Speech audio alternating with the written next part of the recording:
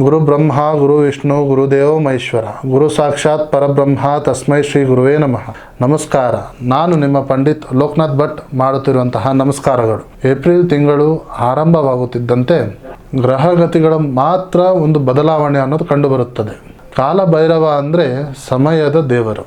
ಯಾರಿಗೆಲ್ಲ ಸಮಯ ಕೈ ಕೊಡ್ತಾ ಇದೆಯೋ, ಯಾರಿಗೆಲ್ಲ ಶತ್ರುಗಳ ಕಾಟ ಹೆಚ್ಚಾಗ್ತಿದೆಯೋ ಅಂಥವರ ರಕ್ಷಣೆಗೆ ಸ್ವಾಮಿ ಸನ್ನದ್ಧರಾಗಿರ್ತಾರೆ.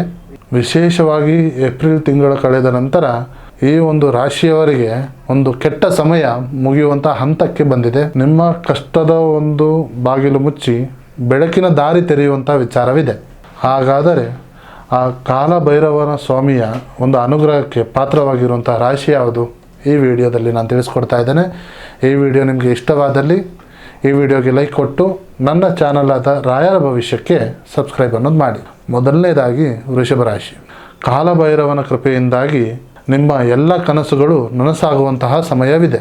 ಹಣಕಾಸಿನ ಹರಿವು ಹೆಚ್ಚಾಗುತ್ತದೆ. ಸ್ಥಗಿತಗೊಂಡಿರುವಂಥ ಕೆಲಸಗಳು ವೇಗವನ್ನು ಪಡೆಯುತ್ತದೆ. ಶತ್ರುಗಳ ಮೇಲೆ ವಿಜಯವನ್ನು ಸಾಧಿಸ್ತೀರ. ಎರಡನೇ ರಾಶಿಯಾಗಿ ಸಿಂಹರಾಶಿ. ನಿಮಗೆ ಕಾಲಭೈರವನ ಆಶೀರ್ವಾದ ನಿಮ್ಮ ಬೆನ್ನೆಲುಬಾಗಿ ನಿಂತಿರುತ್ತೆ. ಸಮಾಜದಲ್ಲಿ ಗೌರವ ಹಾಗೂ ಪ್ರತಿಷ್ಠೆ ಹೆಚ್ಚಾಗುತ್ತದೆ. ಉದ್ಯೋಗದಲ್ಲಿ ಬಡ್ತಿ ಸಿಗುವಂತಹ ಸಾಧ್ಯತೆ ಇದೆ. ನಿಮಗೆ ಧೈರ್ಯ ಹಾಗೂ ಆತ್ಮಸ್ಥೈರ್ಯ ಹೆಚ್ಚಾಗುತ್ತದೆ. ಇನ್ನು ಮೂರನೇ ರಾಶಿಯಾಗಿ ವೃಶ್ಚಿಕ ರಾಶಿ. ಕಾಲಭೈರವನ ಅನುಗ್ರಹಕ್ಕೆ ಮೆಚ್ಚಿನ ಒಂದು ರಾಶಿ ನಿಮ್ಮ ರಾಶಿ ಕೂಡ ಆಗಿದೆ. ಹೊಸ ವ್ಯಾಪಾರವನ್ನು ಆರಂಭಿಸೋದಕ್ಕೆ ಇದು ಉತ್ತಮವಾದ ಸಮಯ.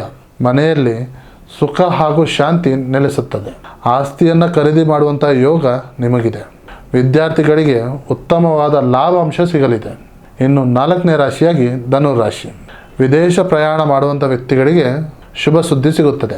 ಆಕಸ್ಮಿಕ ಧನಲಾಭ ಸಿಗುವಂತಹ ಸಾಧ್ಯತೆ ಇದೆ. ಸಂಕಷ್ಟದ ಸಮಯದಲ್ಲಿ ಯಾರೊಬ್ಬ ವ್ಯಕ್ತಿ ಬಂದು ನಿಮ್ಮ ಸಹಾಯಕ್ಕೆ ನಿಲ್ತಾರೆ.